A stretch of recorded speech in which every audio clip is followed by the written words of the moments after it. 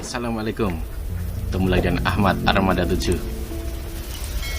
Sebenarnya Alfian Tanjung itu layak gak sih dibui? Sebagai angkatan muda Islam yang dibesarkan sebagai angkatan muda Muhammadiyah, saya mencoba untuk terus membangun kekuatan tetapi ternyata tidak bisa karena susupan dari kelompok PKI itu cukup serius. Karena dulu yang membunuh para ulama itu adalah pemuda rakyat PKI. Ketika terjadi serangan balik oleh Banser membunuh orang-orang PKI, maka orang-orang PKI itu tidak semuanya diselesaikan, terutama yang tokoh-tokohnya. Akibatnya tokoh-tokoh PKI masa lalu punya anak, punya cucu, jadi pengurus Banser sekarang. Begitu, bukan kata saya, ini penjelasan dari ulama-ulama NU yang dekat dengan saya. Mereka juga bingung nih, anak-anak kok jadi mau bakar bendera tauhid, bendera la ilaha illallah kok dibakar gitu. Itu juga pertanyaan, mereka bertanya-tanya, siapa nih yang ngajarin mereka? Jadi karena dulu kalau kata orang operasi nggak tuntas. Jadi benih-benihnya masih ada, jadi muncullah orang model-model Nuril, ya model Sakup, segala macam. Itu manusia-manusia yang memang kalau dilacak-lacak bapaknya kalau nggak Palu Arifis ya mungkin orang-orang dukun-dukun yang punya nilai-nilai itu dulu-dulunya.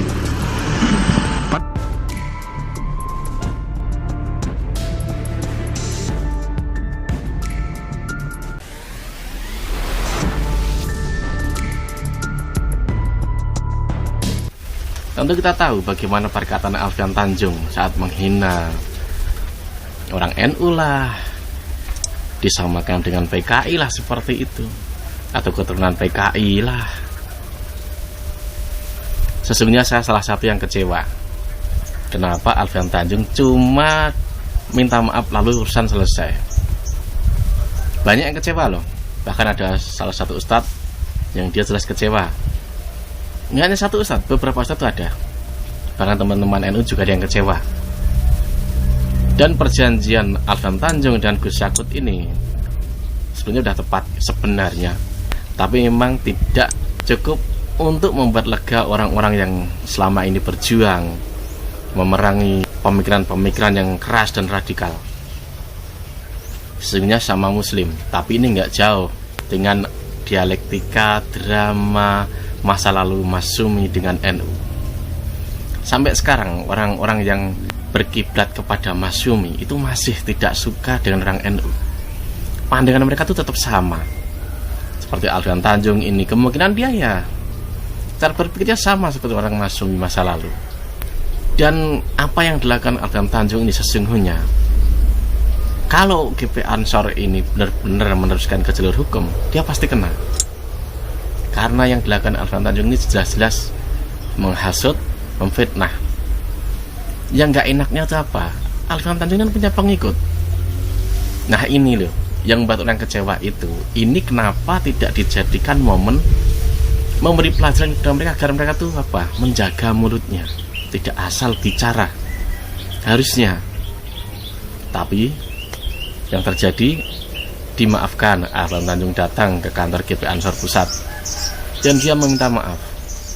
Bahkan kalau nggak salah dia udah ketemu secara langsung dan Gus Yakut dan lain sebagainya lah, meminta maaf.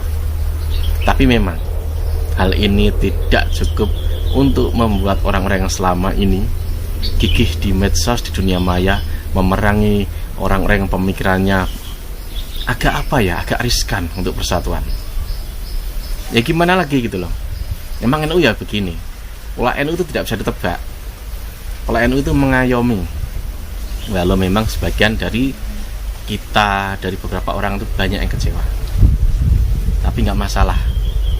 Yang jelas tidak boleh mengulangnya lagi. Kalau mengulangi lagi, masukkan aja ke bui. Apa yang diucapkan dia ini perlu pertanggungjawaban yang penuh harusnya. Dan ada momen-momen bagus untuk memberi pelajaran ke mereka.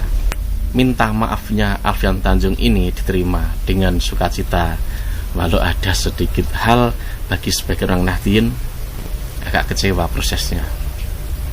Padahal ini momen yang bagus harusnya gitu loh. Oke, sampai sini aja. Yang jelas NU itu memang polanya itu mengayomi, walaupun misalkan dia muslim tapi memfitnah. Ya kereng ya kereng, tapi nggak kereng amat. Tapi harusnya ada dua hal, ada yang keras, ada yang tetap lembut. Ya harusnya begitu, biar tidak mudah diejek. Oke, sampai sini. Wassalam.